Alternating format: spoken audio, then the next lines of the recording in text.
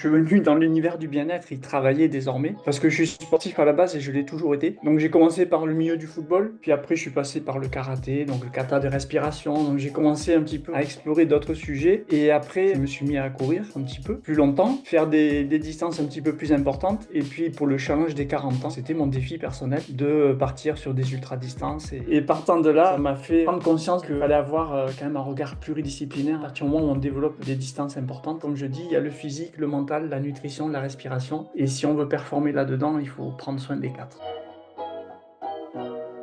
Au début, j'essayais d'accompagner des sportifs et j'aime bien le haut niveau parce que j'aime bien aller chercher des petits réglages fins. Et après, ce qui s'est passé pour moi, c'est qu'en voulant travailler avec du haut niveau, en fait, j'ai essayé de chercher des agents de joueurs pour les aider à monter le potentiel de leurs joueurs et du coup, une valeur ajoutée partagée. Et petit à petit, de personne à personne, ça m'a guidé vers le côté de la formation. Et donc là, j'ai quasiment complètement basculé. Je continue à suivre des personnes et parce que c'est le cœur du métier. Si on veut partager cette activité-là, il faut continuer à la pratiquer soi-même.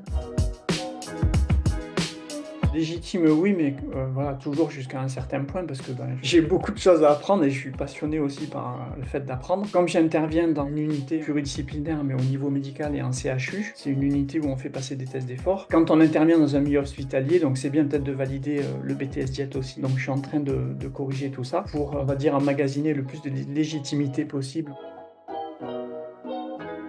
Je commence à vraiment bien vivre maintenant. Quand on commence à déployer après l'aspect formation, c'est bien sûr plus rémunérateur que du conseil. Mais comme je disais, j'en pratique toujours du conseil parce que j'aime beaucoup ça. Dernièrement, j'ai eu un médecin qui m'a envoyé personne à aider en regard avec lui. Et ça, c'est très bien parce que du coup, j'aime beaucoup cet aspect-là. Lui, il a confiance sur ce que je fais et en même temps, moi, si j'ai quelque chose à lui demander ou à lui restituer en retour, alors moi, je sais qu'on a un vrai échange.